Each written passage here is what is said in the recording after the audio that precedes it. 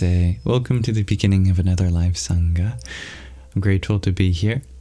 Our first guests have yet to arrive, but as they do, I trust they are as well as they can be in this moment, despite whatever circumstances they may be going through. Whatever you are going through, you're always valid, and the feelings that you have that are a natural expression of the things you've experienced. Hello, dear Katrinka, Niancello back. Welcome. Happy to have you here. Hello, dear Jacques. Jacques, you can tell me how to pronounce your name. Dear Niancello back, thank you for the likes. Though they are never expected nor necessary, they do help post the live stream to wider audiences. If you feel like this space is valuable to more people, thank you as well, Katie. Luna, hello. Hello, dearest G. Dear Cesar, welcome. Artak, namaskaram, dear Ragnhildur. May we start with gratitude breath, breathing in for all the things that we are grateful for.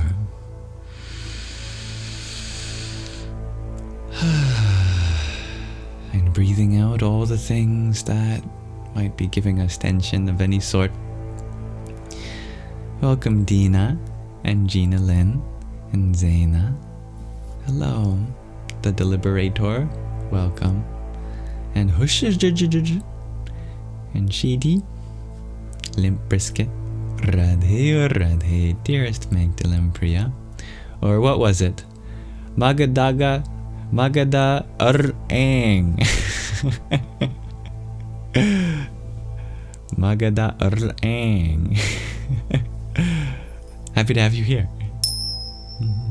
Hello, dearest James and Jan Deeg. Welcome.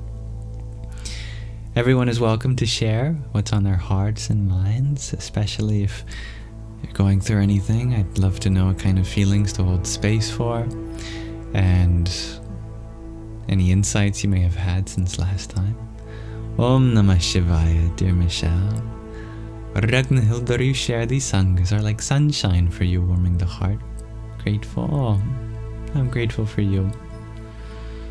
Welcome, dear Grey Wolf. Scout, Danielle. Hello, Samra. Aish. JD, hello. I'd like to start with a quick invocation of an ancient Sanskrit mantra. I like that, dear Shidi. May this live stream be informative for you. Speaking of which, I'd like to begin with a peace prayer that comes from the ancient Taittiriya and Katha Upanishads. It goes like this. Om Sahana Vavatu Sahanao Bhunaktu Sahaviryam Karva Vahai Tejasvina Vadhitamastu Ma Vidvisha Vahai. Om Shanti Shanti Shanti. Welcome, Deist Dino. Thank you for the follow, Sirius. That mantra means, Om, may the divine protect us both together. May the divine nourish us both together. May the divine, or may our study be vigorous and efficient, and may we not mutually dispute or hate any. May there be peace in us, may there be peace in our environment, and may there be peace in the forces that act on us.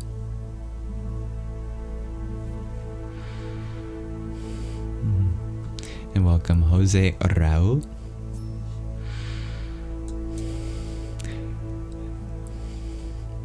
May we come together as fellow students of life to uplift each other, relate in one another's experiences, and share positive sentiments. Welcome, Dame Pierre. Hello, dear Roxanne. Deist Dino, you swore you heard some French in there. Ah, well, we were welcoming a guest named Jacques while you were joining. While you were joining. Thank you, dear Raven. And thank you, dear Magdalene Priya, for sharing the live. Namaste, dearest Rhiannon Clark. Oh, I love that, G.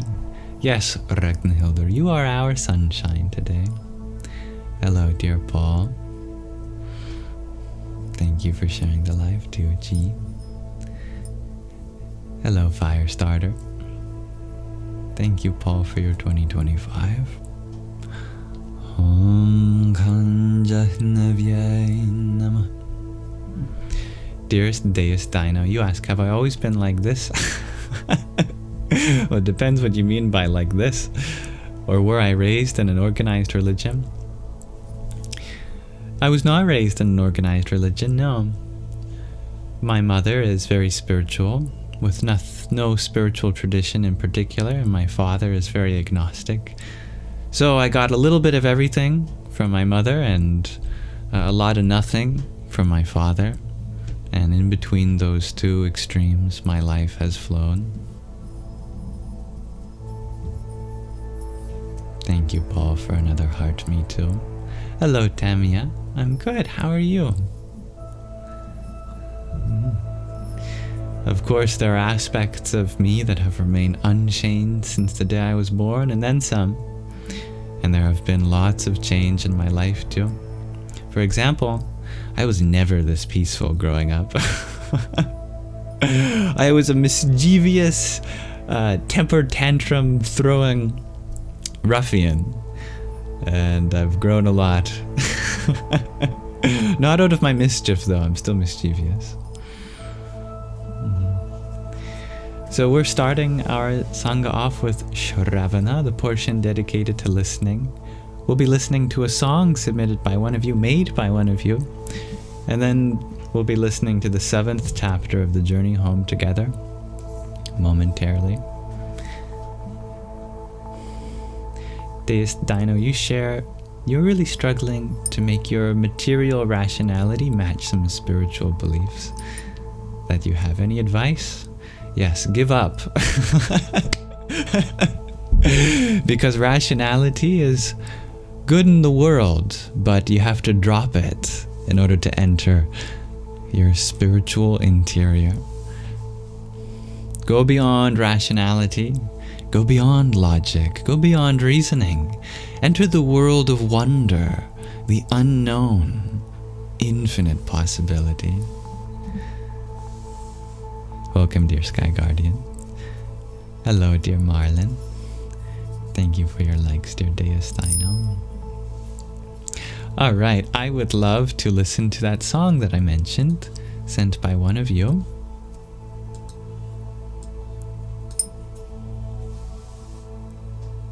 I love to hold space for the things that you share with me. Tonight, I was very honored to have the opportunity to share Miri's first song, called Echoes of the Night.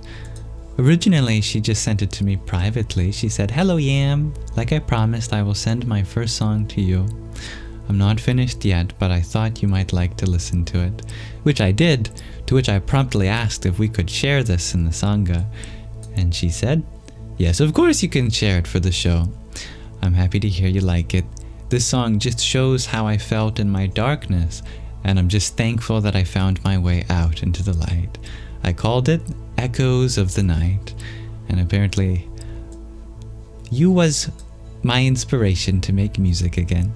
Well, I could never take credit for that, but a very beautiful addition. Let me turn down the background music so we can properly listen to her song, Echoes of the Night.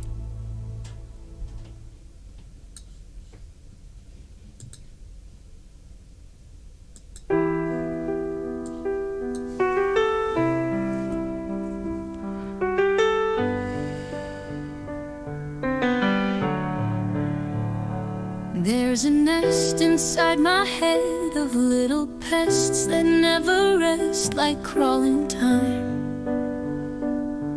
They fester just to spread my sick possession by the devil's fallen mind. It's cold outside of heaven's gate, and there's no gold to light the way to get inside.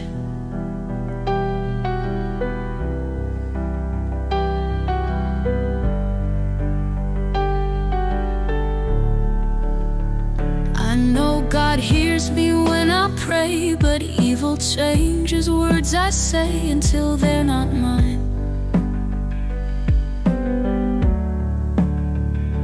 Puts a demon on my tongue, makes me scream at what I love to make them cry. Feels like blood is being drained, replaced with acid in my veins to rage my life. Things are fine just like before. Then he comes up through the floor and I close my eyes. When I open them again, I'm tied in ropes and screeching sin to be untied. Things start going really well until he wraps his pointed tail around my spine.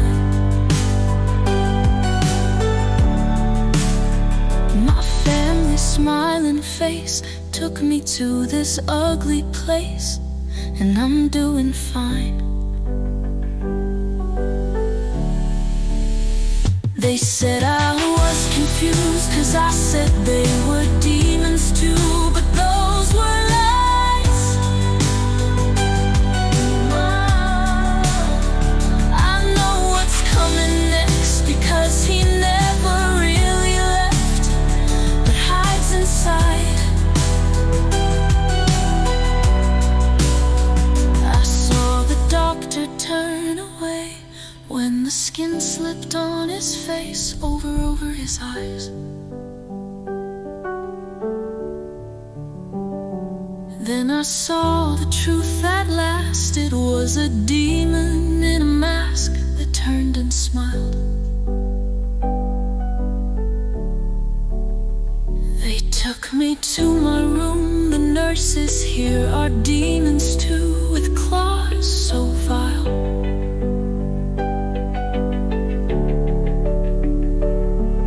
Claws make sure I'm fed, then they tie me to the bed till morning light.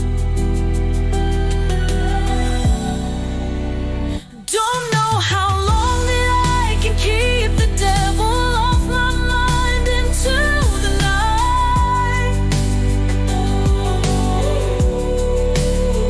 The voices whisper all around, and it's such a blistered sound I start to cry.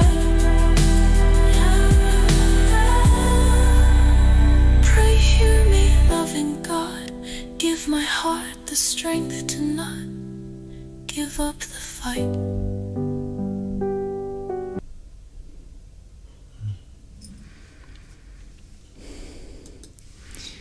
What an incredible first song. I'm very grateful that we got to listen to that together, and that Miri allowed me to share it with you. Beautiful voice, shares hybrid, Jen. Yeah, beautiful. That's Jen. That's good. There's Jose. Nice work, shares Marlon. Raven, you share this is 100% ideally performed, recorded, produced, and engineered overall. Miri will understand. She is a master. The sovereignty is sensed in their voice. Powerful, shares Magdalene. Gorgeous, shares Rhiannon Clark Music. This is talent, shares Tom Terrific. Beautiful voice, shares Shidi. Holy Neptune, shares Bubbles. You're gonna cry, you know it, shares Shidi. Oh, I'm glad that you all liked it. So good. You want it on Spotify, please, shares Danny. Oh, I'm so happy you all liked it as much as I have.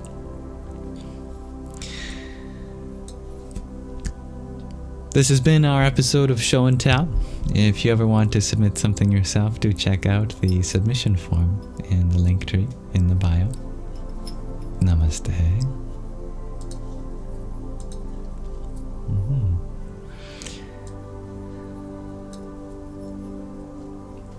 So welcome those who joined while we were while we were listening to that.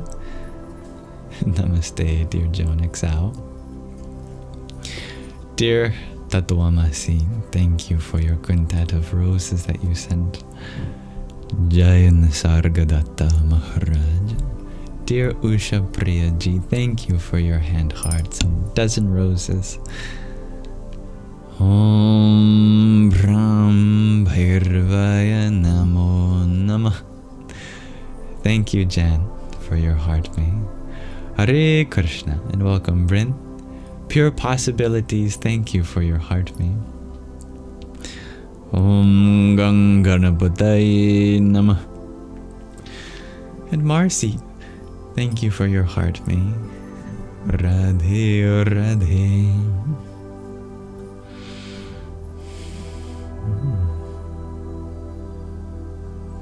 Thank you for the follow, Ken.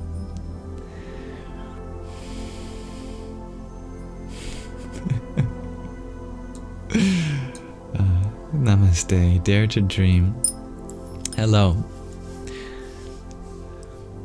So I have another reading for you all before we end our Shravana, the beginning portion of our Sangha. This comes from the Journey Home. We'll be reading the 7th chapter together from where we left off last time. May this reading relax your mind and awaken your heart. Eager to leave Istanbul, we boarded a ferry to cross the Bosporus Strait.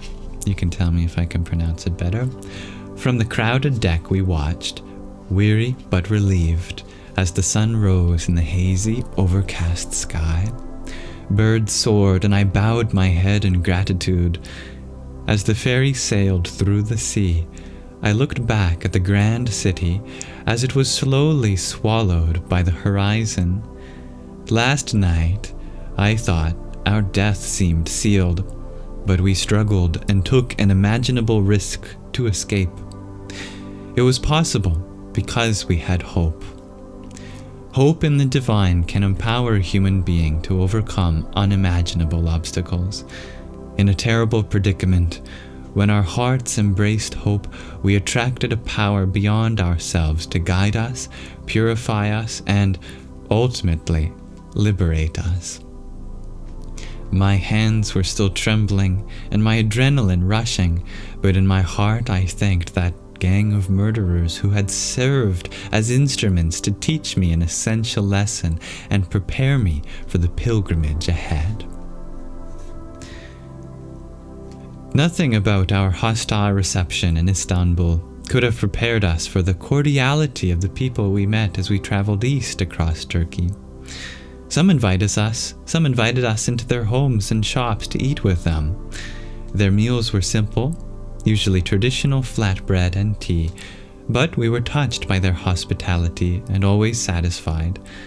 I was also fascinated by the exotic designs of the many mosques we passed, and whenever possible, spent time visiting these beautiful houses of God. Our methods of travel reflected our lack of finances. Either we hitchhiked or caught rides, jammed in with the local people, their gear and their livestock on jalopy buses or on the backs of trucks.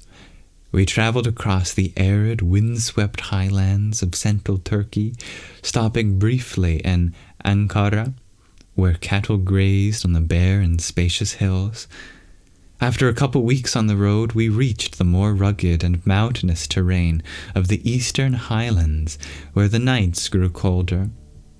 We had traveled about 800 miles beyond Istanbul when calamity struck again. I was afflicted with severe dysentery. Travel was no longer possible, so we stopped in the town of Erzurum. You can tell me if I can pronounce that better too, and inquired of the local people for the cheapest possible place to stay. They led us to a tea stall on the outskirts of town and gave us a room on the 3rd floor of the time-beaten edifice. My burning concern was the toilet room. To reach it, I had to climb down a steep staircase of about 30 stone steps. In a hallway to the left of the stairway was a hole in the floor. That was the toilet. Human waste was left to pile up in the hole until it was shoveled out, which, from what I could tell, was infrequently. A partition of rotted wooden planks provided privacy. The stench made me dizzy. The air so thick I felt as if I were drowning. Still, I practically lived in that latrine for days. After finishing my business and hauling my body to the top of the stone steps, I would be forced down again to evacuate. Intense nausea, vomiting, and constant loose movements ravaged my body. My friends, meanwhile, patiently waiting for my recovery, would go out each day to explore the town. One day, alone in the room, I was surprised to see a strange man enter and begin to rummage through Jeff's backpack. Discovering his Swiss Army knife, he plucked it out and announced to no one in particular, 1 lira. Then he plunked down a lira on the table and hurried away with his new possession. But the knife is worth much more than that, I thought. Despite my precarious condition, I felt it my duty to defend my friend, so I struggled up from my sickbed and chased the man down. I returned his 1 lira and politely insisted he give back the knife, which he reluctantly did. Please come back later and discuss with Jeff, I said, wobbling on my legs. He said nothing and left. What kind of way of stealing is that? Break in somewhere and take something but leave money for it. Imagine coming home and your TV is gone, but they've left you $200. Not 5 minutes later, a mob rushed up the steps. Dehydrated, feverish, and barely able to sit up, I was in no shape for a confrontation. They barged in through the door. Leading the mob was the intruder who had just moments before stolen the knife. He pointed his finger at me, shouting, "Pakistani, Pakistani, he is Pakistani." The mob was outraged. They circled my bed brandishing clubs and daggers. In a rage they shouted, "You Pakistani, you die! You Pakistani, you die!" I was alone and bewildered. What else could I do but pray to God? Hastily, I seized my U.S. passport and held it up for them to see. "Look, I'm American." An elderly leader of the mob stepped forward. He took my passport and examined it like a self-proclaimed immigration agent, then looked up and spoke quietly. "So, you are not Pakistani?" "No." "You are American?" "Yes," I replied. He smiled and reached down toward the bed to shake my hand. "Very good, we like Americans. You give Turkey weapons." Everyone offered respect and left. Before I could recover, I heard the mob racing up the stairs once again. I prayed for shelter. Again the mob burst into my room, more than a dozen of them, and surrounded my bed. This time, though, they came in peace, offering me flatbread and tea. The eldest spoke.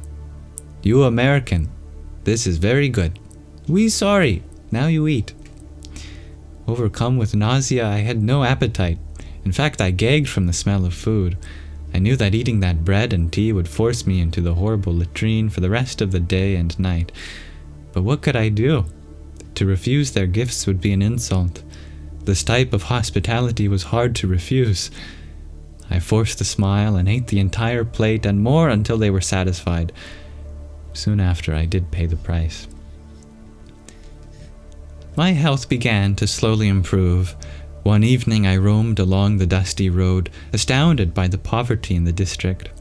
Families crowded in decrepit shacks with few possessions and wore raggedy clothes. People crouched down along the dusty road, looking hungry and discontent. It was a poverty of a type difficult to comprehend in the West. Even though it was only October, The night air was frigid, a sign of the long, bitter, cold winters in that region of Turkey. To return to our room, I had to enter through the small tea shop on the ground floor of the building. One evening, inside the tea shop, a powerfully built man in his 30s with glossy black hair and a thin mustache grabbed my arm and pushed me into a chair. I could tell by the way people regarded him that he was highly respected. Sliding a small glass of tea toward me, his smoldering black eyes riveted to my own, his lips and body trembled. I was sitting face to face with intensity personified. He spoke no English. Pointing to an Arabic inscription on the golden ring he wore, he roared like an angry lion, "Allah!" Then he thrust a finger at my face, and with that great gesture demanded that I say the name of God. I couldn't bear to look at him. My eyes gazed at the transparent glass of tea on the table. It had no milk or cream, only a cube of sugar, slowly dissolving at the bottom. Yanking my chin up, he forced me to meet his intimidating stare. I was dissolving faster than the sugar. He again thrust a finger in my face and screamed, "Allah!" It seemed crucial to my well-being to satisfy him, so I murmured with much reverence, "Allah." He squinted as if he wanted to burn me to ashes, and shook with rage. When he could contain it no longer, he smashed his fist on the table. "No! Allah!" As the tea glasses crashed to the floor, everyone circled around us. Ratcheting up the volume, he again thundered, "No! Allah!" Again he thrust his finger into my face. Much louder this time, I cried out, "Allah!" But it was not loud enough. By now his rage was white hot. I was petrified. He again smashed his fist into the table, and for the 4th time roared at the top of his lungs, "No! Allah!" Every pair of eyes in that crowded shop glowered at me as if I had been apprehended while desecrating their holiest shrine. He jabbed his powerful finger into my chest, forcing my chair back to the wall and demanding that I say God's name in a way that matched his fervor. Not for the first time on my journey, I felt certain that the angel of death had found me and was hovering just inches above my head. What else could I do but pray to the Almighty Allah to save me? I stood up, raised my arms, and with all my energy I cried out from my heart, "Allah!" He gazed into my eyes for a long time as the tea shop fell silent. Nodding his head in grave approval, he walked out. As the rest of the crowd returned to their tables, I sat, stunned. No one before had ever preached to me like that. So we end the 7th chapter of the journey home.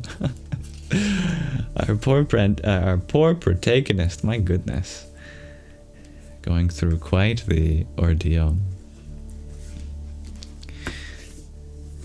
Very grateful to listen to that with you. However, I do thank you for listening with me, and I imagine the book will get lighter as our dear author reveals the revelations that come his way. Much later, though. Namaste. That was an awesome end of a chapter, dear Anna. I'm glad you liked it. That will conclude our Nididhyasana. Sorry. Nididhyasana comes at the end of the Sangha. That concludes our Shravana, our listening. We're transitioning to our middle portion now, the Manana, dedicated to Q&A.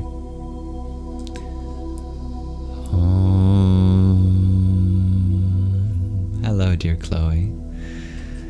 Thank you, Banjo, for the heart me that you sent. Om Hrim Namah Shivaya. Dear John Simon, thank you for the heart, me, and rose as well. Om Dham Namaschandraya. Dear Raven, you share that your best friend Sonia tuned in. You hope she chats with us later. She's working on some bead craft right now. Oh, how lovely. I'm a big fan of beads, as you can tell by the Rudraksha seeds around my neck.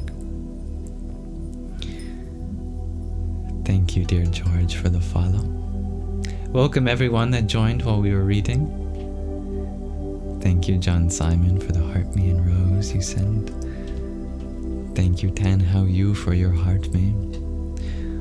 Om Dum Durgaya Namah. And Raven, thank you for your 11 roses. Ram Ram. Thank you, Bug. Hello, dear Donsuela. Raven, you share some quotes from our reading today.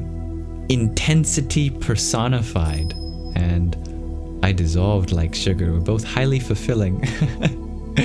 Yeah, the author does have a very satisfying way of writing. Glad I could read it to you. So happy you're here, dearest Donsuela, as always. How are you feeling, by the way? And thank you, Mar, for the rose you sent. Om Namo Bhagavate Vasudevaya.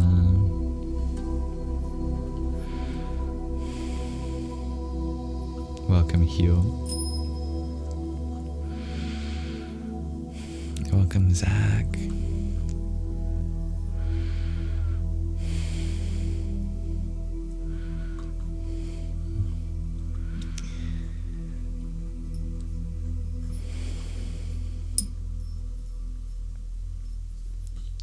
So, I have a question of the day for you all, if you're interested in exploring it together.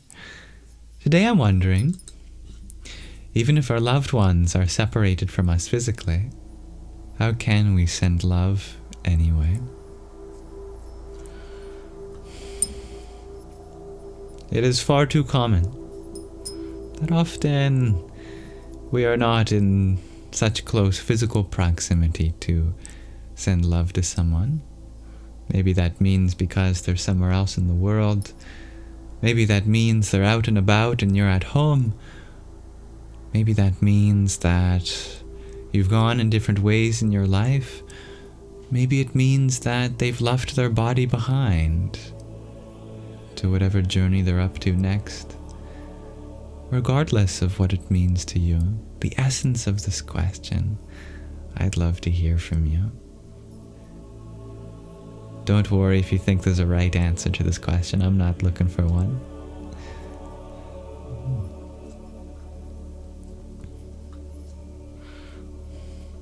I concur, dear G. So wonderful to see that everyone here is able to join the Sangha today. Dear Shidi, you share, speak well of them to others you are around daily. I love that. What a clever answer. Yeah. We can send love through how we treat our relationship with them, with the people around us. By keeping their memory alive too, shares Anne. Indeed, yeah. All the things we've learned from them. Cherish those moments. Dalita, or shall I say, Ta ita. You share thoughts, prayers, and actions. I like that a lot. Indeed. Rhiannon Clark, you share, chat to them. WhatsApp, for example, or pray. Indeed. You are doing well, dearest Donsuela. You did a couple live streams yesterday. How fun! They went lovely. Oh, good. Were you doing some art again? Working on your painting of Moon Goddess?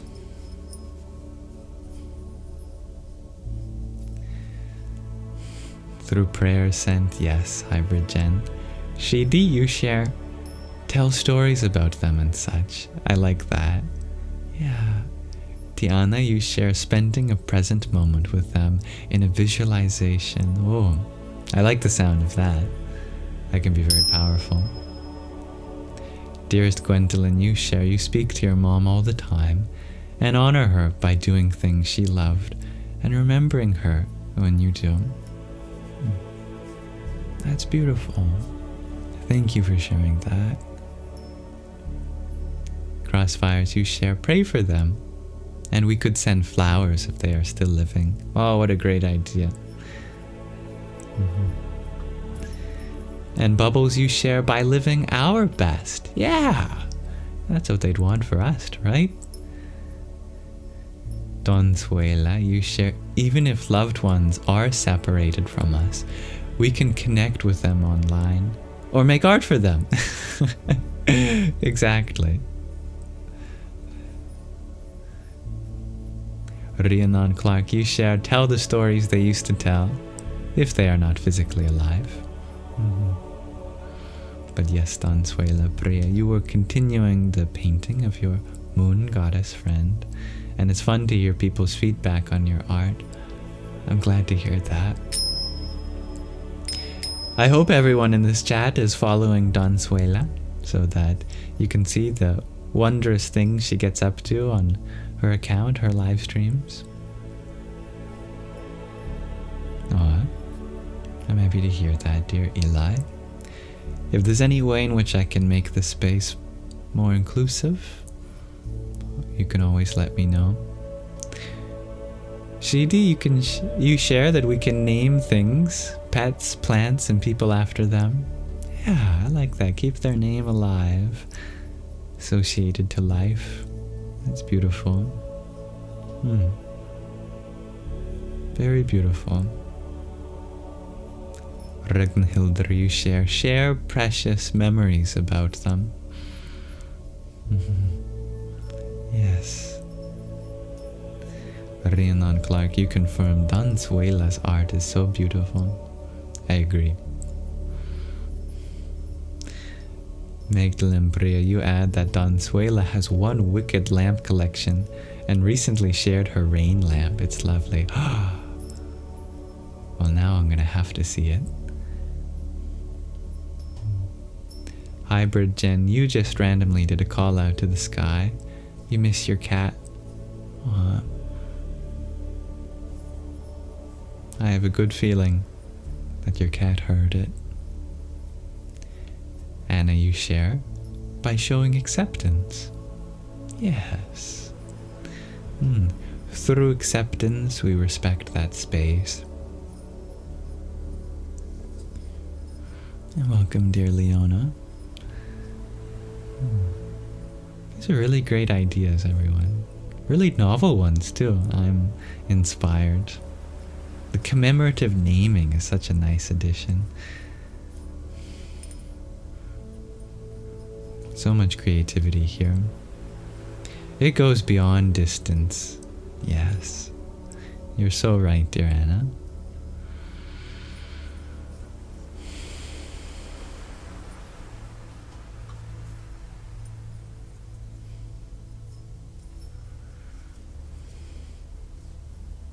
Well, these have been some wonderful answers. Thank you, everyone.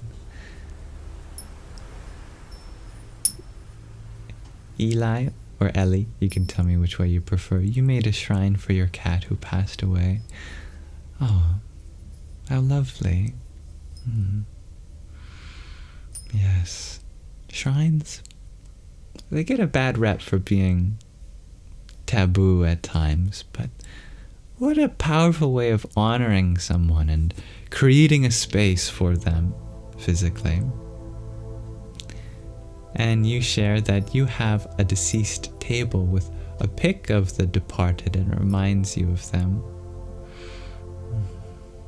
I like that a lot too. Yeah, it is Eli. Good to know.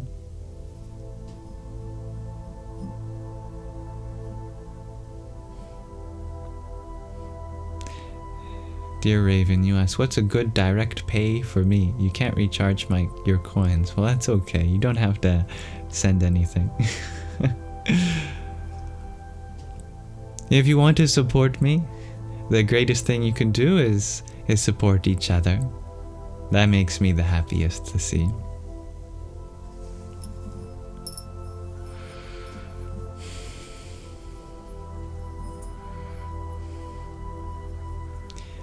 Miss G, you read somewhere that if we do that by laughing so hard, they hear the echo all the way up to the heaven.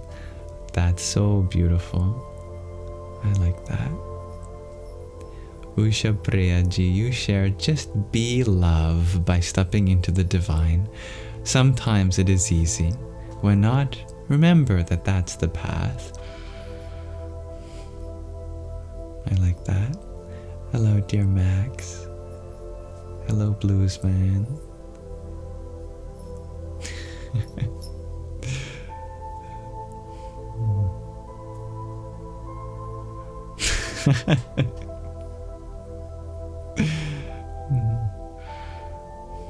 Renan Clark, you share, you play your father's guitar to connect with him. Oh, that's so delightful. I like that. I do appreciate your enjoyment, Bubbles. Hybrid Jen, you like to pull up memories you haven't thought about in a long time. Put his face together, you touch.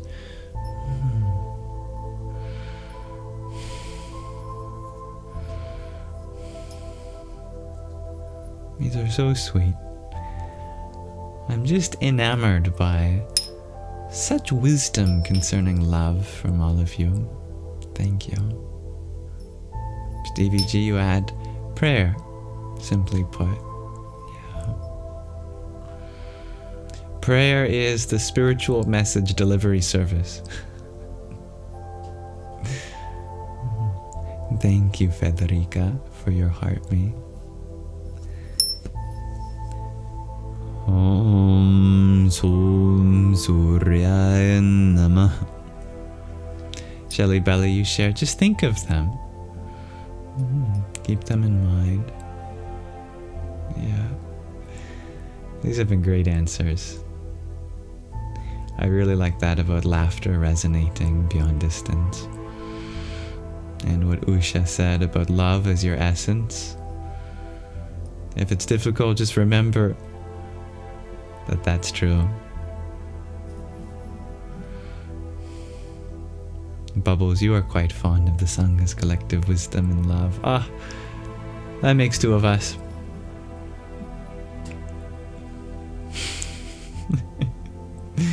You like her name, Usha? It means dawn in Sanskrit. It was given by her guru, Vishwar Guruji. The dawn is a symbol of a new day, of light arising, just like our spiritual dawn is constantly approaching. So we have two dawns here. We have Usha and Don Suela.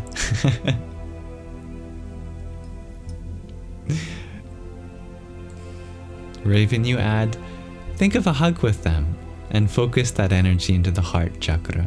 Worth a try.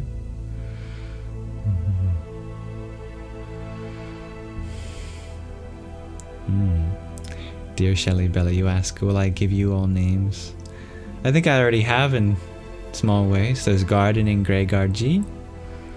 And there's Snuffleupagus Magdalene Priya G. Gregor G, also known as Elmo.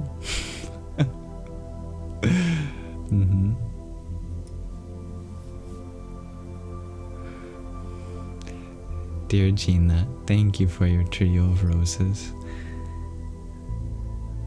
Om Vasudevaya Namah. Shelly Belly, you? Well, you're spaghetti on a plate. Right? You walked into that one. No, of Of course not, dear Gregor G. How could someone as impressionable as you ever leave my mind? Yes, that's right, Gwendolyn. Also known as Gildan now, and as an anagram. You're all Muppets, essentially.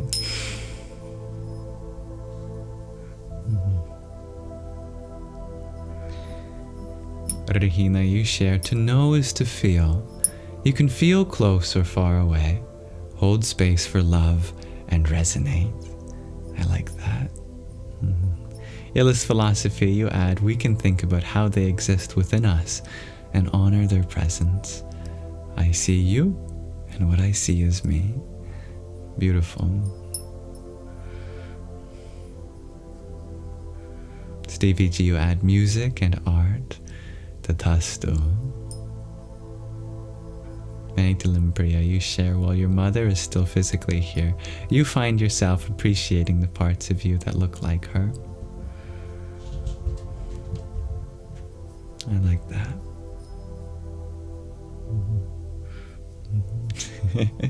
Shout out to Greg RG's grandpa. Much love. Dear Riri, you shared, just living. Don't ever give up on yourself, even in the darkest hours. Never stop fighting.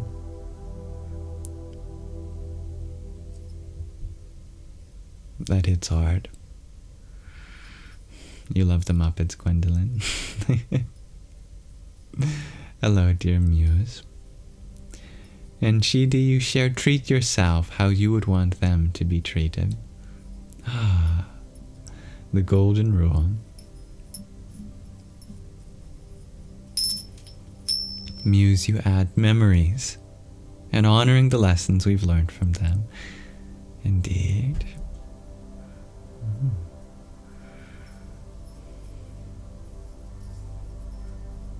Riri, you share, this question hit you hard. Oh. Well, may the question hit you hard. May the space around it be soft.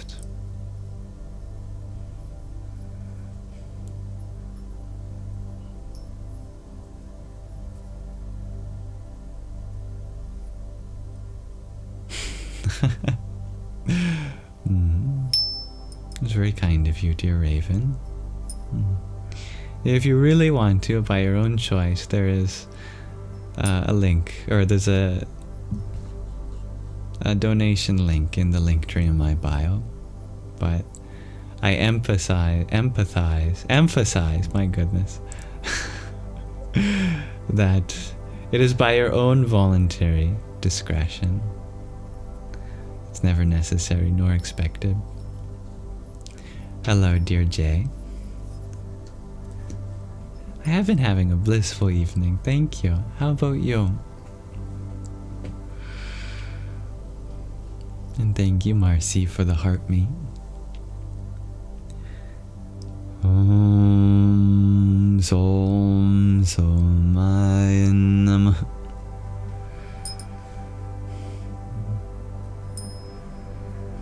Alright, thank you everyone for exploring this question together. I'm very grateful to have listened to all of your wonderful answers. If you're still typing one or thinking of one, you are always welcome to share. I'll minimize the question there for now, however. I will add that, well, this everything I was going to add I think has already been said in some form. But let me add that one of the best things we can do to show love for someone, no matter how far away they are, is be receptive to the things that they bring our awareness into. Let them expand your worldview in the directions that their attention often flowed. If they love dance, maybe explore some dances yourself. If they loved certain kind of music, try listening to those songs. If they saw the world from a certain angle, try seeing from their perspective too.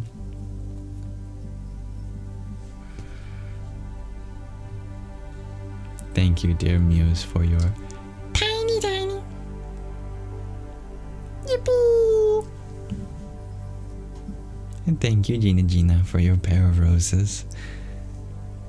Om Bhurvaswa Tatsavitur Varanyam Bhargo Devasya Dhimahi Dhiyo Yonah Prachodayant.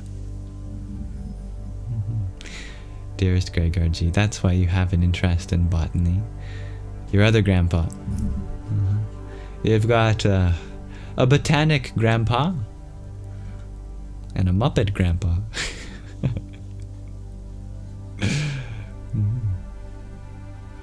Your evening has been great, Jay. I'm happy to hear that.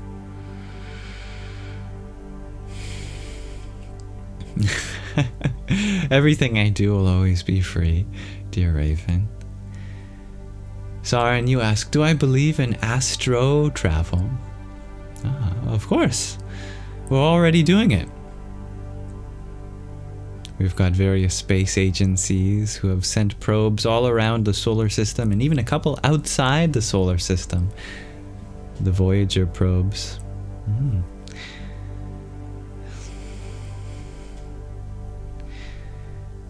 There's two kinds of travel. Astro and Astral. Astro means into outer space. Astral means inner space. And we explore our inner space through meditation, consciously, and through dreams, subconsciously.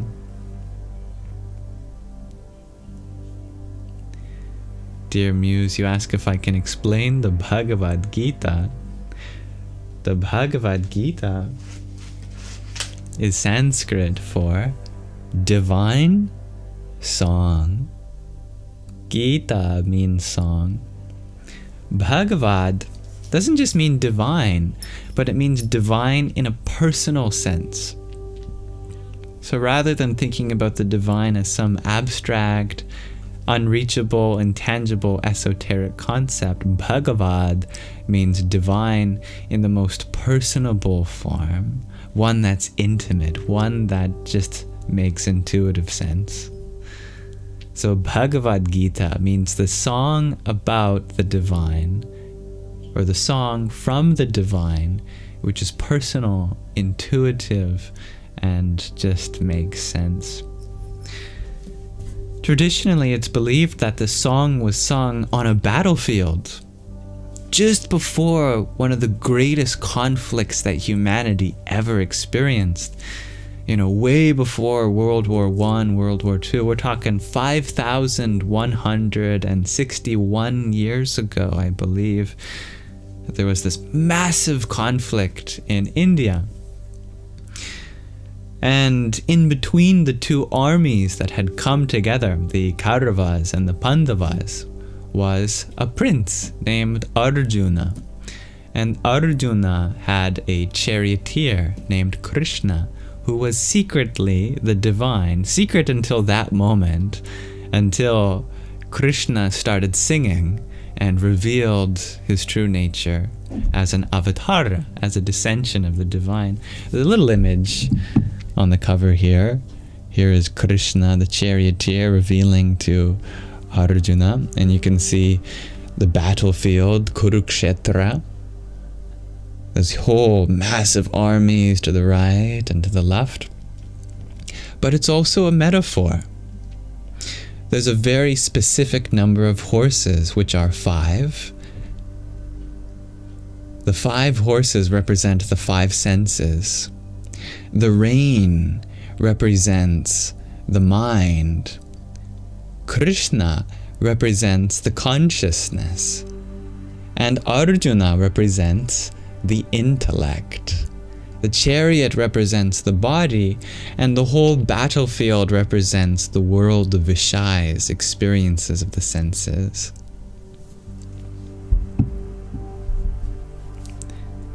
So as we listen to this divine song, there is a metaphor taking place here, which describes our essential nature. It goes through a whole bunch of different kinds of yoga, specifically karma yoga, the yoga of action, bhakti yoga, the yoga of loving devotion, jnana yoga, the yoga of knowing wisdom. Those are the main three. But there's also buddhi yoga, the yoga of the intellect, raja yoga, the yoga of the royal path through morality, selfless service, and dhyana yoga, the yoga of meditation. And there's a reference to ashtanga yoga, the 8 limbs of yoga.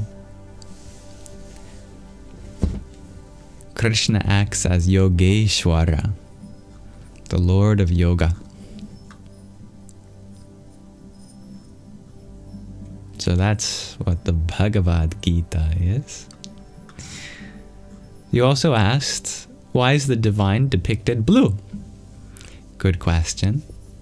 When we talk about the divine, we often metaphorically think in that direction. The heavens above, the higher self. When you look up into the sky, what color is it? When you look up towards the divine, what color do you see? You see blue, or at nighttime, black. And that's why the word Krishna in Sanskrit actually translates to dark blue or even black. It was used for either. Still used in Hindi today. It's a carryover from Sanskrit. In Hindi, if you call something black, it's Krishna, or even dark blue, it's Krishna. Dear Anna, you share the music is low. Well, thank you. If you want to listen to it, I can gladly turn it up for you a little more.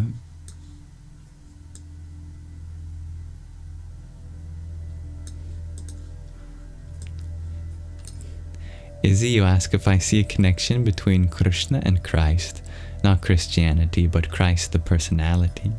Absolutely. Yes. All forms of the divine are one. Both Krishna and Christ are examples of Bhagavans.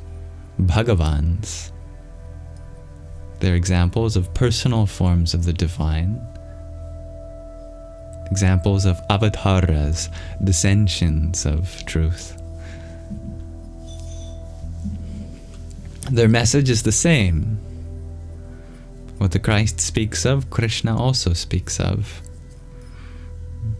But both Christ and Krishna spoke the language of the people. And so the message got delivered in a different way to the different cultures and times. Every time that the divine comes, the divine chooses, one that complements the culture's mythology, their language, their mythology, as I said, their culture. So it seems as though throughout history we get different forms of the divine, which is true. The form is different, but the divine is the same. Thank you, dear Viber0, for your team bracelet and heart me.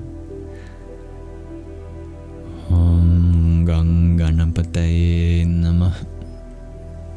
And dearest Gwendolyn Priya, thank you for your team cheers. Om Kring Kali Kaye Namah. Hello, Big. I'm feeling well today, thank you. How are you?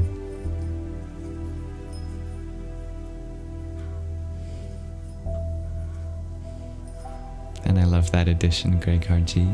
I hope to have the chance to continue to learn about you all and to appreciate what you love. I'm glad you like the Rudraksha Mala, dear Anna. I'll put one around you.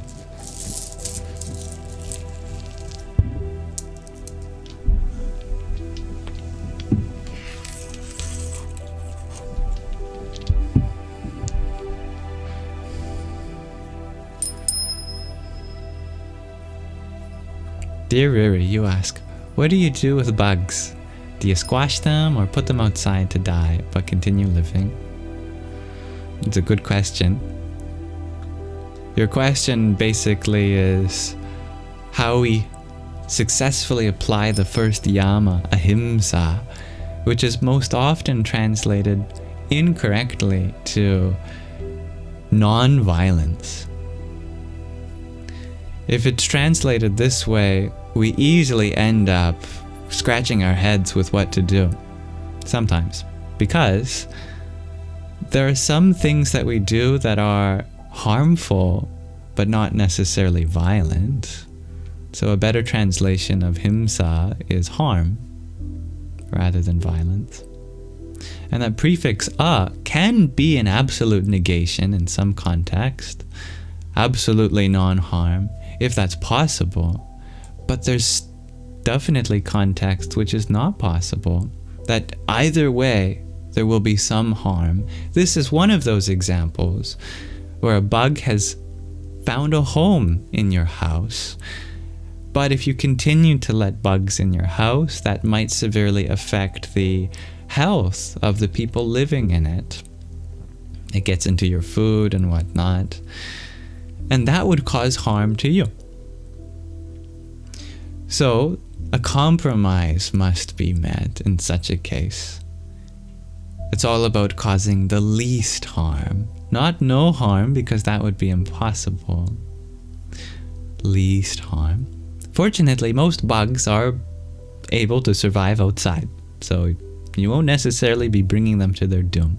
So yes, instead of squashing them, which would be unnecessary, bring them outside. Instead of leaving them in your home, which would cause harm to you, or squashing them, which would cause harm to them, bring them outside. That would be the least harm thing to do.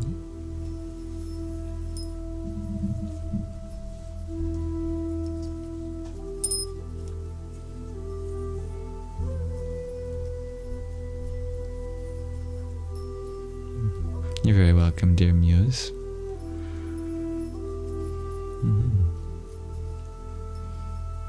Dear Anna, you ask, what is that mantra I recite? It's a long one. I've got multiple long ones. Let me test your memory and your ability to phonetically transcribe it. What did it sound like, dear Anna?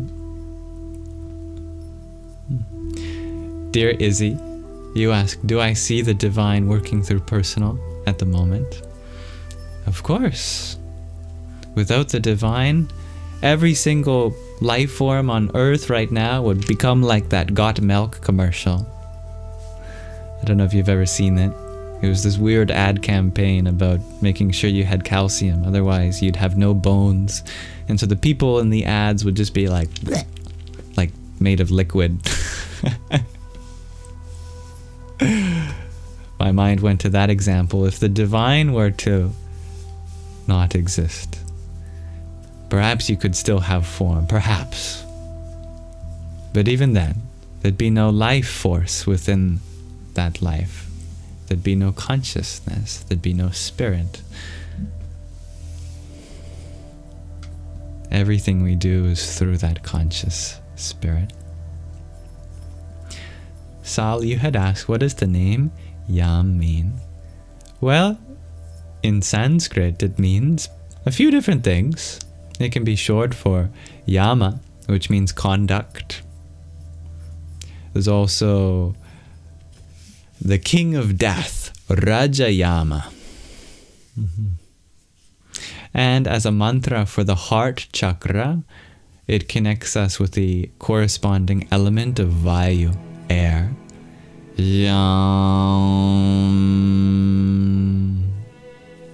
But when it comes to my personal life, I was named after my grandfather, William, which was shortened to Liam, and then my mother spelt it with a Y, so L-Y-A-M.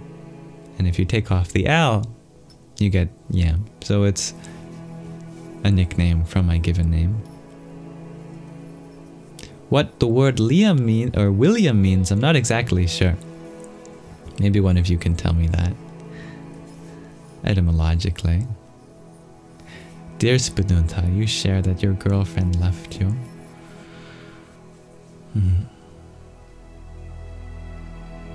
I'm sorry to hear that, dear Spinudha. Breakups are never easy. Whatever you're feeling right now is absolutely valid. You're allowed to grieve, be sad. I'm here for you. The Sangha is here for you. And remember, another person may leave you, but they leave all their love behind. You are not without love. And everything that you are in essence has always been love.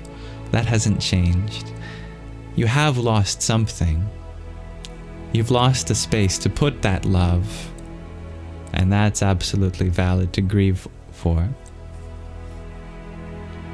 May you find lots of space within you right now. Within your body, within your mind. Take care of yourself.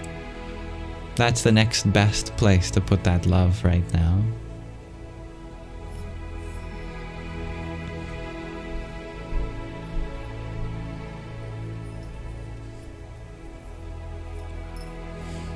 Raven, you share, speaking of death, you are about to release a 21 track dedicated to your late mother. This all has been heavy on your heart. Did a special little memorial with friends a few days ago. I think it's beautiful that you did that for your mother. Is there significance of the number 21 for you, or that's just what it ended up being? You do know the Got Milk ad. That's great, Izzy. Spinudha, you share, your girlfriend was the love of your life. You can't imagine your life without her. It's understandable. You know, we have so many visions that we keep in our heart for all the love that we have to give moving forward. And now we have to reconcile that our paths might be taking us in a different direction.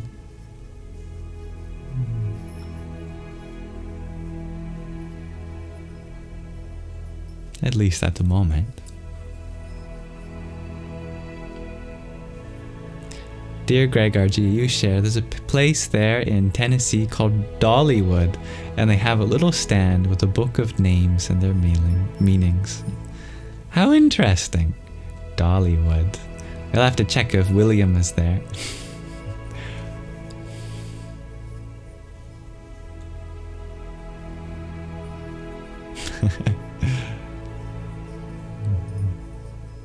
There's lots of wonderful musicians here, dear Jordan. Dear Muse, you ask, when is the next show and tell? We did one today. Just one per day usually. And so next time, whenever we go live, if there's one.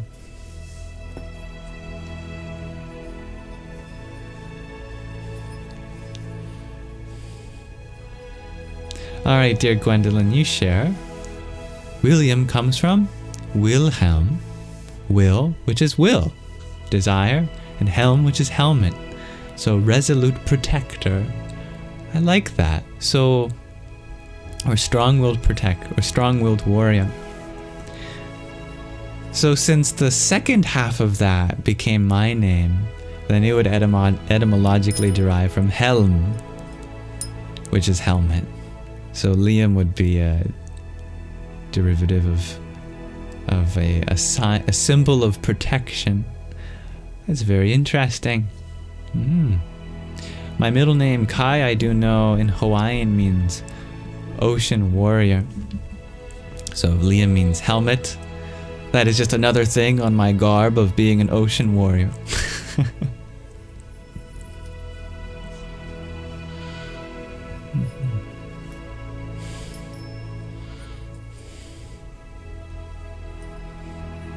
I love your musical creativity, dear Raven.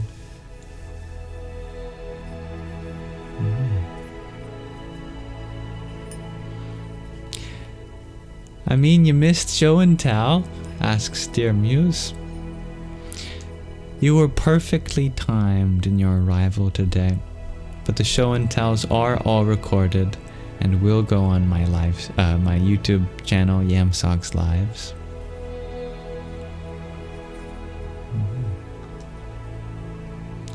I do get a lot of themes of protection in my life. I once went to a Sikh guru to ask what my Sikh name would be, my spiritual name in Sikhism, Sikhi. He thought for a while and said, you would be called Ravi Teg. Ravi is a name for the sun, and Teg means sword. So it means like protector of the sun. Ravi Teg.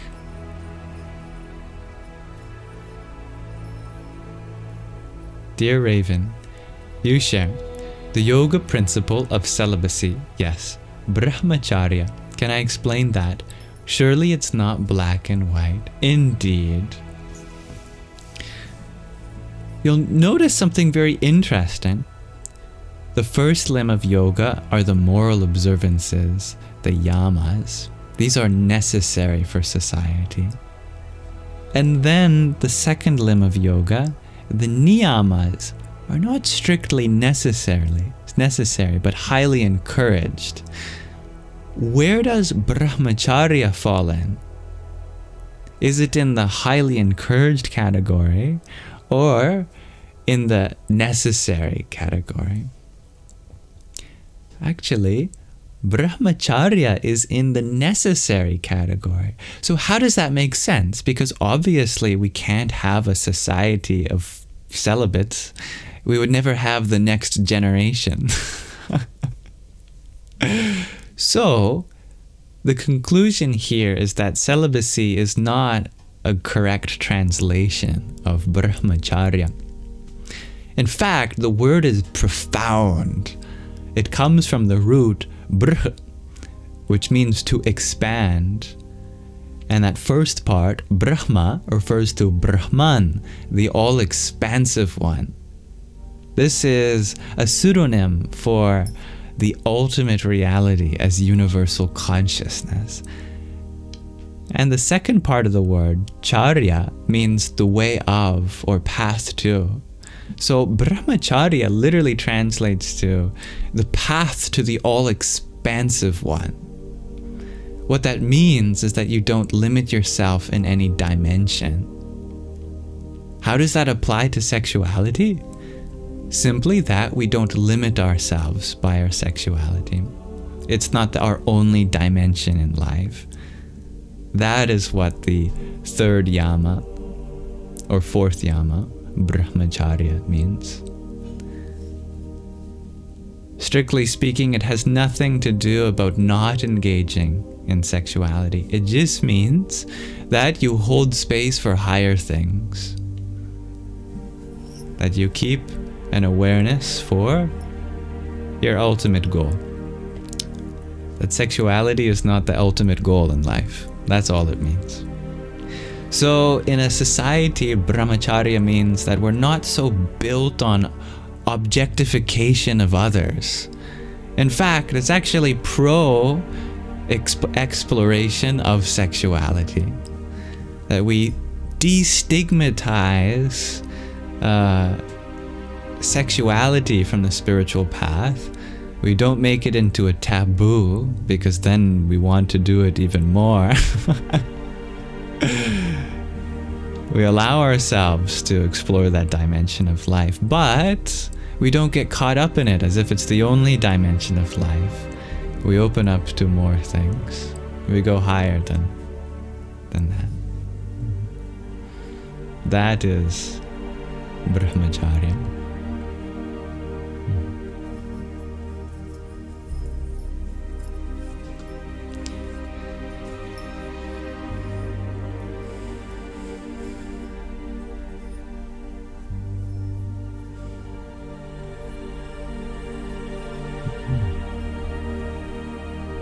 I hope that makes sense.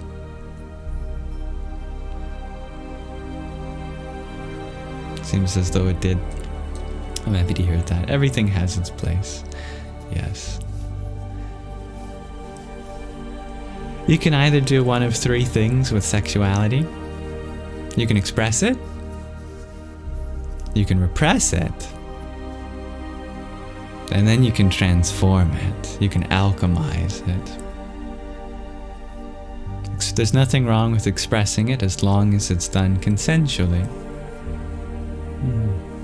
The problem happens when we repress it. When we repress it, it's like putting the cap on to a soda pop and shaking it really hard. It'll just explode.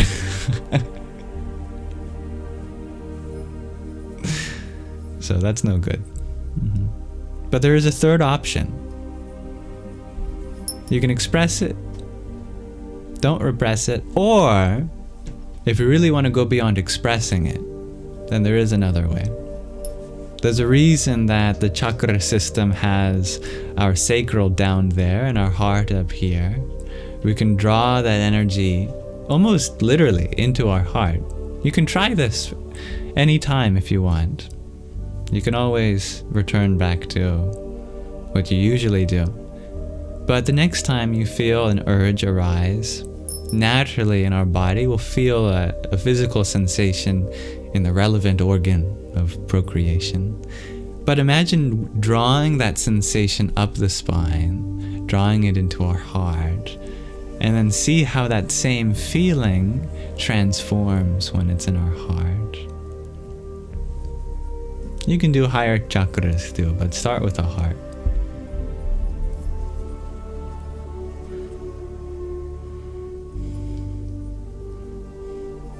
Oh, thank you, dear Edna.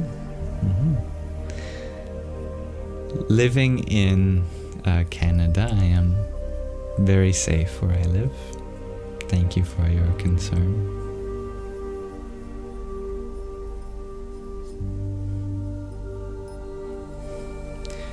Gwendolyn, you ask about the essence of Tantra. The essence of Tantra is not built on exploring sexuality. In fact, most of Tantra involves other things that aren't inherently sexual.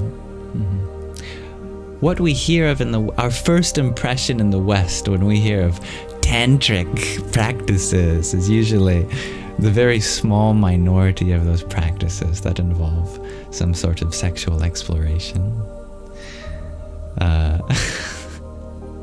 It'd be like finding out that there's horror movies on Netflix, and then your grandma thinks that's all you watch on Netflix. All you do is watch horror movies. It's like, no, grandma. There are plenty of things on Netflix that aren't horror. In fact, I can explore Netflix and never watch a horror movie if I don't want to. It's not necessary as a part of the experience.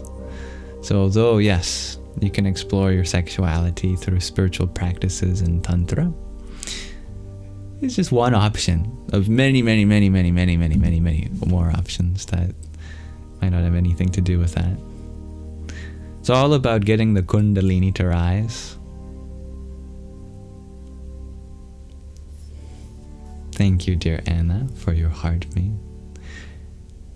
Om Kring Kali Kai Namah. Hello, Olivia. Hello, dear Anna Bowles. Isabella, you ask, what timeline are you on? Oh, same one as me. I'm grateful to be here with you. Dear Liam, you ask, do I recommend the Introduction Self-Realization courses? I'm not familiar with them, unfortunately. But just off the name, yes. Self-realization is another name for moksha, the ultimate goal in the spiritual path, liberation. That's right, Stevie G. If you want to draw your energy upward, don't go all the way to the crown. Don't try to climb a staircase all in one step. I know it's fun when you're younger and you're trying to see how many steps you can jump up. That's great and all. But the thing about about that is that you had the safety, hopefully, of a carpeted staircase, so that if you jumped in the wrong way, that you'd be met with carpet. Unfortunately, the chakras are not carpeted. So I wouldn't recommend trying to jump from one to the other. It's such a wide gap.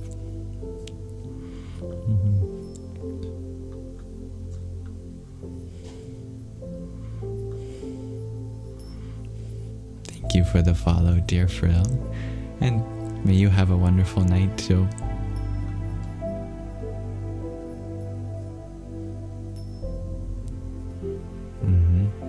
Tantra is a very traditionally guarded practice.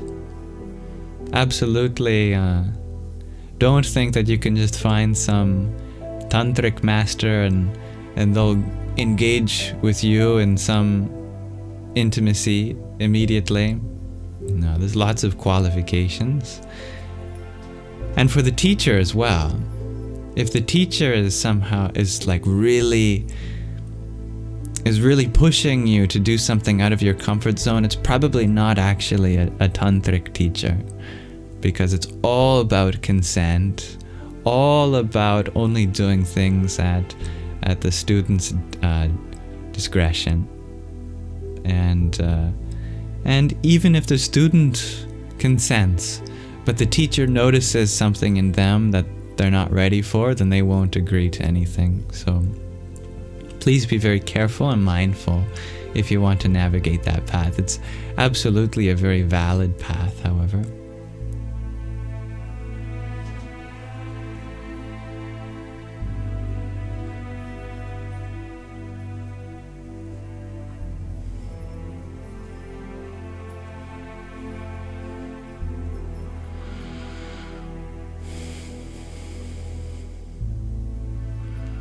You're having a hard time sleeping, dear Olivia? That's okay. I'm sure you'll fall asleep when it's right for you.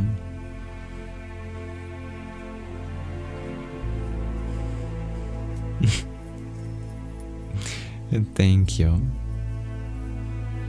our Rip Girl, for the follow. Gregor G, you ask, who remembers jumping down staircases when young? You keep seeing people saying they floated, right? It's like the divine protected us at that age. All right, you get a few attempts at this without any harm. But after that, I'm not protecting you anymore. It's true, there's something you can study, that when a child is born, they're often born with a protective layer of karma around them, so that they're not faced with challenges too quickly, unless their soul is ready. That's why, for example, a child is born mystified by the world and not dismayed by all the suffering until you get older. In an idyllic household, a child is protected by that for the first few years, and only as they get older into their adolescence do they start peeling away at that protective layer, and they start becoming aware of the tragedies in the world. They start seeing tragedies firsthand. Trauma happens, and then that's when you're really face to face with the karmas that have been since endless lifetimes.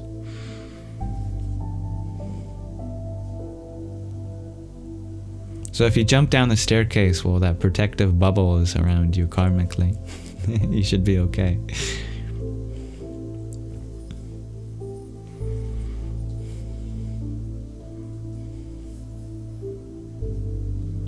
Dear Olivia, you share you have one big sorrow which you don't know how to solve.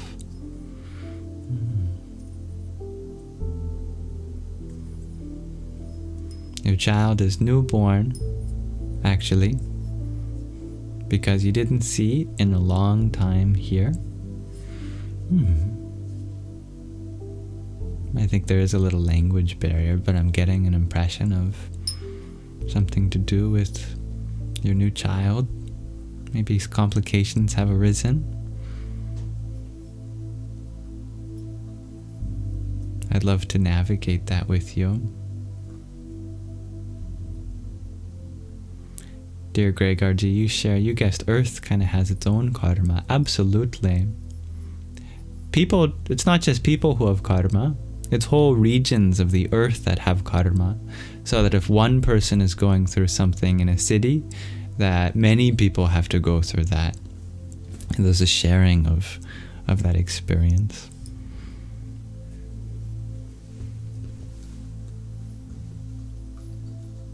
Dear Heath, you ask, what is the true meaning of life?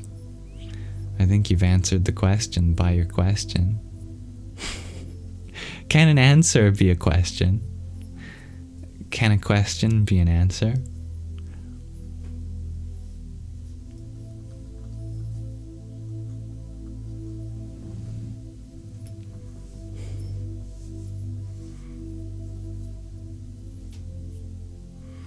Olivia, you share, you swear you don't know how to solve your problem.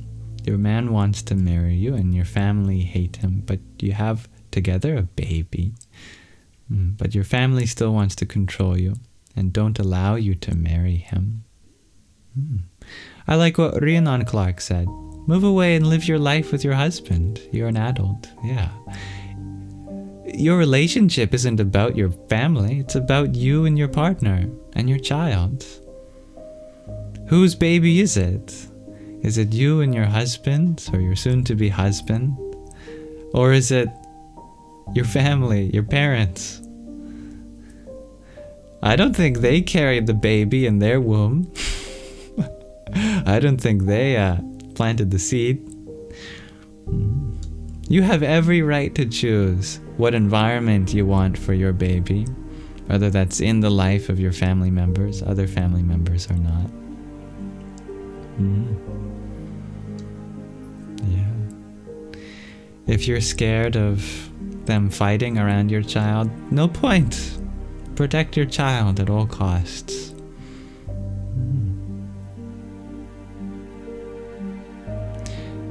Your father can take a little trauma.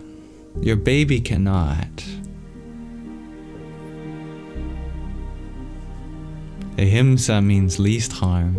Least harm means protecting those that depend on you, that are vulnerable and aren't old enough yet to have proper means of processing their experiences and emotions. Yes, you think you should fly alone with your baby to your partner. I agree. That seems right. Oh, hello, dear John L. Fortunately, I live in Canada.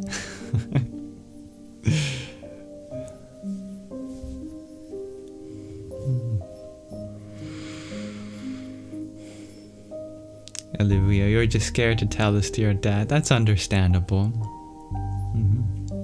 Yeah. But you have every right to do so. You gotta lock that in from a place of being centered, knowing it to be the true way forward for you, and speak from a place of courage.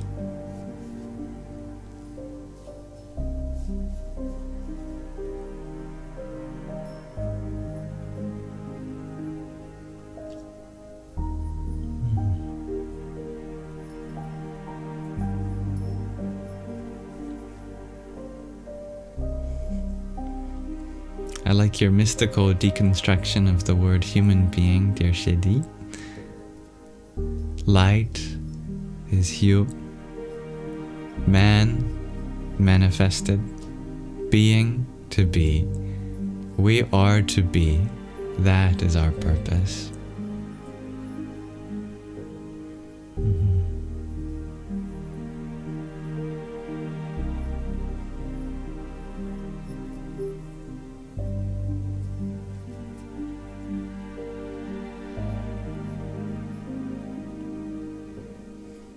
Dear Olivia, they share that Turkey is dangerous, they're telling you. Well, it's kind of funny. We were reading, right in the middle of our reading, our author has gone through a challenging experience in Turkey, and people were warning him too. But our protagonist has remained unharmed through the power of faith, trust, and surrender.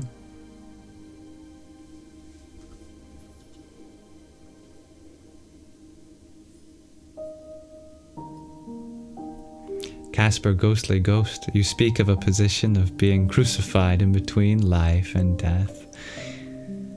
Well, that's the nature of life and death, isn't it? That at each moment we become more and more alive and more closer to our demise. We tiptoe further into life and yet get closer into death. Just as you could say we are living now, we are also dying. And that's not something to be afraid of, because you've been doing it your whole life just fine. It's just the idea of death that terrifies us, not the death in actuality. If we can make a more peaceful idea of death for ourselves, then we need not suffer while we live.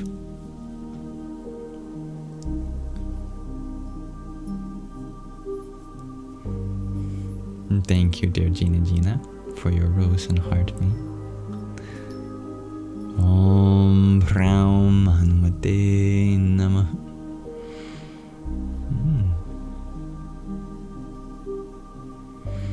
And you raise a good question. What if your family is trying to protect you from something not good for you? That's right. And Darlene, you add, why does the family not like him though? Maybe they see something in fear for her. It happens. It does happen. But you recognize that you don't feel understood by them. By your own words, they talk nonsense. I trust you. I trust your judgment, your intuition. Value what they have to say. I'm sure it comes good intended, but if you don't feel understood, if you don't feel like they're making sense, then that is your sign to choose what you feel is right. It's so important that if people are concerned, that they come from a place of understanding and that they make us feel safe with their concerns. If that safety isn't found in their words, then you have every right to disregard them.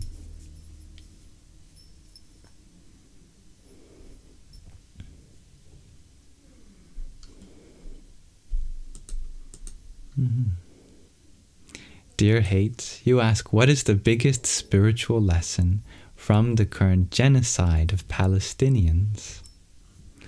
The biggest spiritual lesson is that clearly we are responsible for doing something to help, that we can't just sit idly for some divine avatar to descend and do our job for us. The lack of a proper response from the people on earth proves that it is our job to make that difference. This is a humanitarian crisis. Therefore, we as humans have to come together to solve the crisis. It is our nature as spiritual beings to come to help one another. We are naturally caretakers, lovers, and healers. I pray that we really come together to do that, because we haven't been doing a good enough job so far.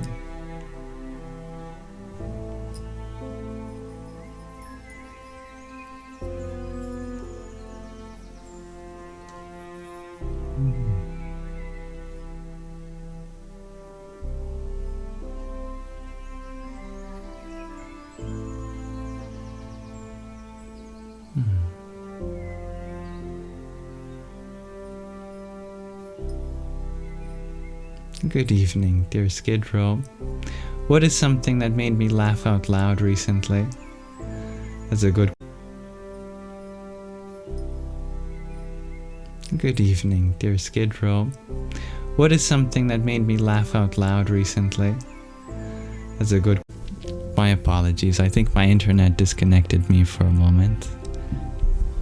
Please let me know when my connection has returned, so that I may continue where I left off. We're back. Thank you for letting me know. Good to know. Yeah, it's very true, dear Darlene. Your observation is one I share. There's a lot of division in the world. Case in point, even the comment section right now could use a little more love. Much love to you all. I hope you know that whatever circumstance you may be going through, that this too shall pass. Although it seems like we have many different experiences, and that another person's experience might contradict our own, I hope that we make room for us all to coexist. We're always met with two choices in life when we meet someone new. We can either try to fit them into our worldview, or we can try to expand our worldview so that they rest comfortably in them. I invite all new viewers to open my eyes, to help me understand where you come from and all the unique perspectives that life has offered you. Please know that you add to our journeys. Every one of us is meant to be here. No question about that. All of our feelings validated, our purpose affirmed. We've got this. It's easy to be heartbroken by the tragedy in the world, and it's so natural to be empathetic to that. We all feel deep down that there's something for us to do, something greater to be a part of. We just have to realize that our enemies are not with each other. Don't let anyone think that another human being is your enemy, or any other form of life for that matter. For there is no such thing as my life versus your life. There is only life. When one life form suffers, we all suffer. But if we can bring love to the whole, we begin to feel loved ourselves.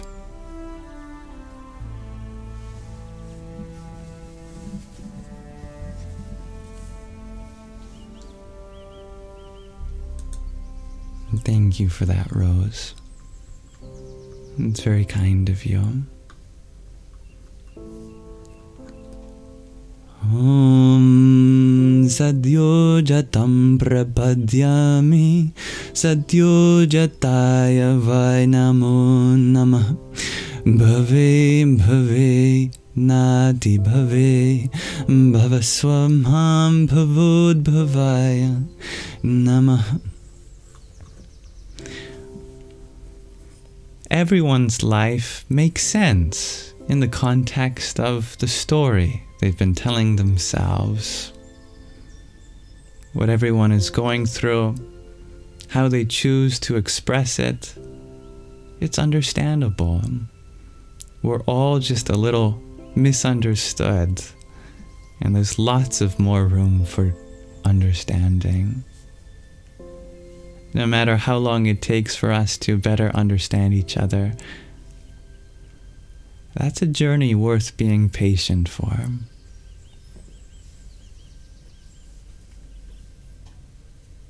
Good night, dear Raven. Thank you, dear Cassie, for your heart me and octet of ice cream cones. Om Tat Purushaya Vidmahe Mahadevaya Dhimahi Tanno Rudrah Prachodayat. Jim, you share, it's a perfect world I speak of, but unfortunately you feel we live in a fallen one. And your feelings are right, dear Jim, because yes, we have so far to go. But don't think of that in terms of how much we lack. Think of it in terms of how much possibility we have to grow. That's your gift, that you are able to envision just the room, the space for presence. It's okay if all that love, that faith, that happiness isn't here yet. It takes time for these things to arise. We've come so far in many different challenges in life. Why stop there? There's only up. Every single person that's suffering out there is also a place to love. And the soul appreciates having so much room to bring that love to fill. All the challenges in life, they are not defects of the world we could be living, but a sign of how much we have to look forward to if we come together and attend to that purpose. And I believe we can. I know we can, because there's no other way forward.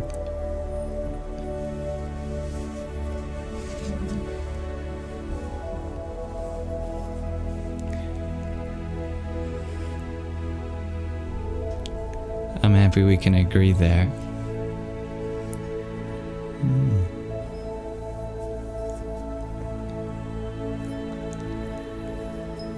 Each challenge reveals our potential. All the suffering is just an opportunity for more love. Together we attend to our purpose as divine caretakers of this world. What can we do to help? Asks Anne. We can do so much, and we start with just the little things. The best version of you the world needs is one that is taken care of. We start by bringing love into this body, this mind.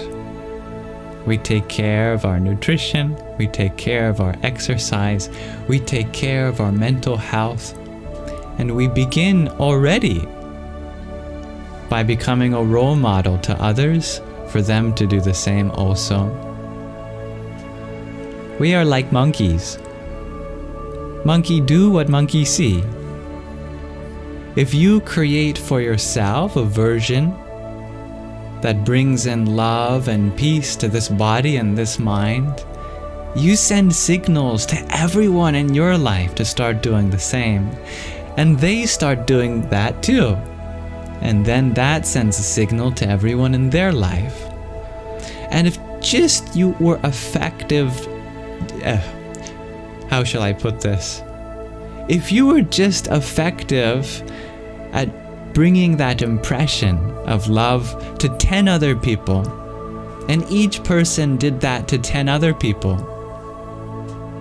then all it takes is 9 connections to make the whole world a more lovely place. Because a billion is 9 zeros. 10 times 10 times 10 times 10 times 10 times 10 times 10 times 10, 9 times. I don't know if I did it 9. I wasn't counting. 10 billion, which is more than the population, is 10 times. So if you can just bring that love to 10 more people in your life and they propagate that further. Let's say you made a difference in 10 people's lives every day. Then by the end of 10 days, your love will have reached around the whole world. And could you imagine if we all did that? How much better that world would be in 10 days? And that every 10 days it would be improving. It's the little things. Show an act of kindness to a stranger. A true act of goodwill always inspires another. Be that wildfire of compassion that ignites the same in other people's lives. The wonderful thing about goodness is that you can never run out of it. As long as you are making sure that the body and the mind gets a piece of your goodness, they are the instruments for love. You really gotta trust in your ability to make a difference. Just one small step at a time. That's true, Miyananda. People are afraid of love. And that's a good thing. Because love puts people out of their comfort zone, expands it, and unearths a world of unknown possibilities. If you're not truly afraid, is it really true love?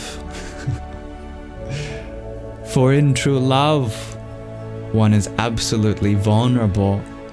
All guards fall down. So much of the offense in the world is just defense, because people feel like they have something to defend. But if you show them how vulnerable you are, they put down their weapons too. There are powerful ways of setting boundary that don't involve taking life away. Thank you, Ragnhildur, for your swan. Om Kali Maha Kali Kali Ke Parameshwari Sarvananda Kare Devi Narayani Namostute. And dear Gwendolyn, thank you for your friendship necklace. Harihi Om Tat Sat. Hello, dear Myrna. Happy to have you here. Now, speaking of love, I'd love to transition to another episode of Ruminations. And thank you, Isabella, for your trio of roses.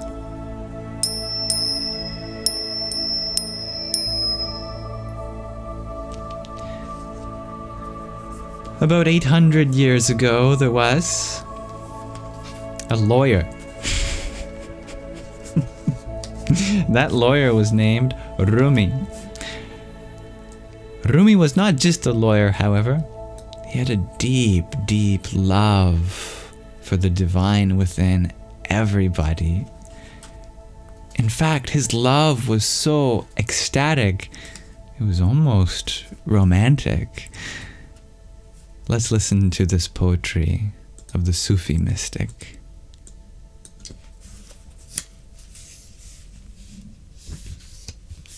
We continue in ghazals in the pocket Rumi. This poem is called And He Is With Us. Totally unexpected, my guest arrived. Who is it? I asked my heart. The face of the moon, said my soul. As he entered the house, we all ran into the street madly, looking for the moon. I'm in here, he was calling from inside, but we were calling him outside, unaware of his call. Our drunken nightingale is singing in the garden, and we are cooing like doves. Where? A crowd formed. Where's the thief? And the thief among us was saying, yeah, where's the thief? All our voices became mixed together, and not one voice stood out from others. And he is with you means he is searching with you. He is nearer to you than yourself. Why look outside? Become like melting snow. Wash yourself of yourself. With love, your inner voice will find a tongue, growing like a silent white lily in the heart.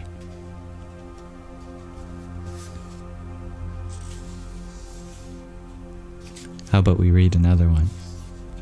That was And He Is With Us. This one's called Search the Darkness.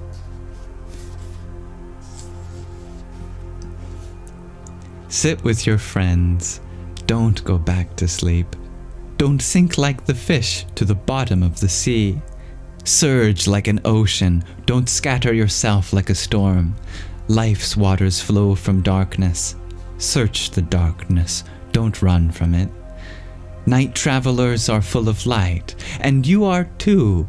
Don't leave this companionship. Be a wakeful candle in a golden dish, don't slip into the dirt like quicksilver. The moon appears for night travelers. Be watchful when the moon is full.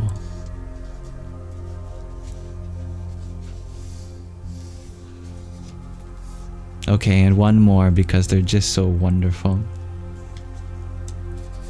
That was Search the Darkness. This one's called You and I. A moment of happiness. You and I sitting on the veranda. Apparently two, but one in soul, you and I. We feel the flowing water of life here, you and I, with the garden's beauty, the birds singing. The stars will be watching us, and we will show them how it is to be the thinnest crescent moon. You and I, unselfed, will be together, indifferent to idle speculation, you and I. The parrots of heaven will be cracking sugar as we laugh together, you and I. And what is even more amazing is that while here together, you and I, at this very moment in Iraq and Khorasan, in one form upon this earth, and in another form in a timeless, sweet land.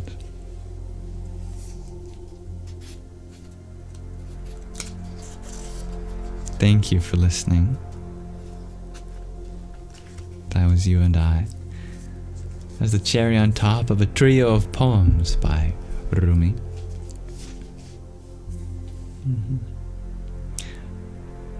I'm glad my dear Rumi admirer was here to listen.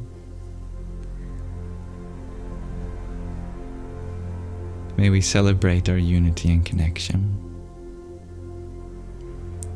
Our nature reflects our shared joy. May we embrace, that's a new word. May we embrace moments of happiness together. I think I joined embrace and rejoice together. Embrace and rejoice. Embrace. And let our laughter weave our souls entwine. The last one was so lovely, shares Donzuela. Such devotion to the divine. Indeed. And dear Magdalene Priya, you point out we can't spell Rumi without you and I. Thank you for that. This has been another episode of Ruminations. That's our portmanteau of the day, dear Gregor G. Embrace. It's what they say in New York. Embrace the car by the curb.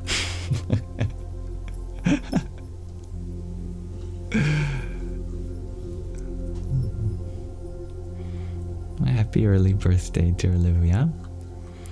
I have a feeling that many of your worries will be settled by such a special day for you then. Nice.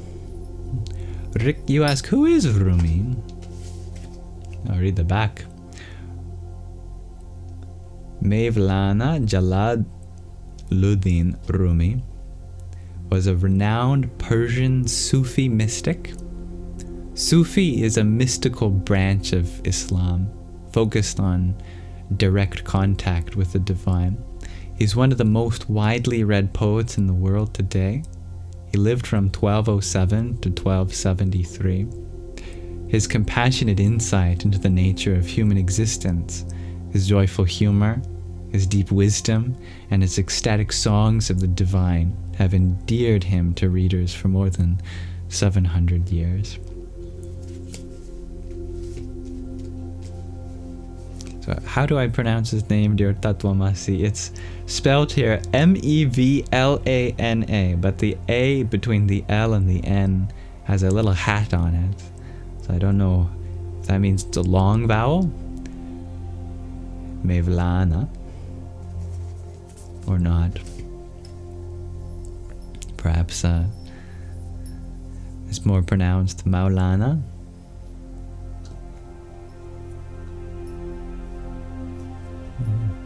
I'm happy I can make you laugh, dear Anne.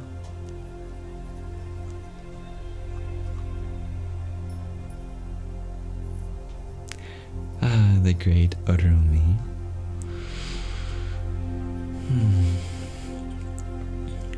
Maulana.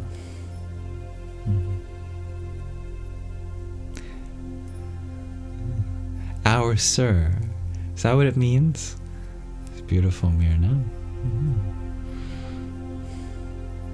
May you find rest, dear Olivia. Or you can take Rumi's advice and stay awake with your friends. If you find friendship here, of course.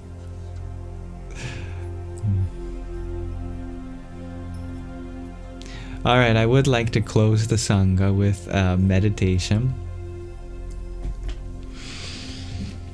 Thank you very much for being here, everyone, thus far.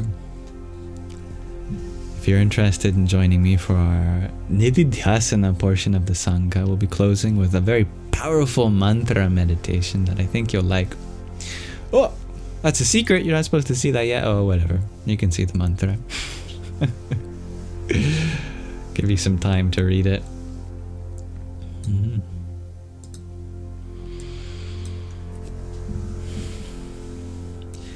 Tonight we'll do a great Karma-Annihilating mantra. It's pronounced like Om Brahm Bhairvaya Namo Namah. I've added some pronunciation tips. For example, the O, I, Ah, these are all long. For the R, if you want to master the trill, you curl your tongue back, like in Brahm and Bhairvaya. When you notice an M with a dot below it, that's the International Alphabet of Sanskrit Transliteration, schematic way of indicating an anuswara, a very sacred inner sound. Where you bring the resonance into your nasal cavity. The H in front of the B is not silent, but indeed, since Sanskrit differentiates between aspirated and unaspirated plosives, an H indicates an extra breathy sort of sound. It's not Bhairava, it's Bhairava.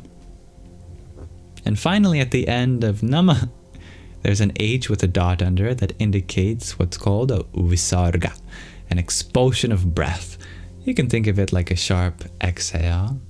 Altogether again, it sounds something like Om Brahm Bhairvaya Namo Namah. Let me tell you a little bit about this mantra. This mantra is centered around the presiding deity known as Bhairava, who is a fierce form of Shiva. Shiva is already fierce among the gods of, or the forms of the divine of India.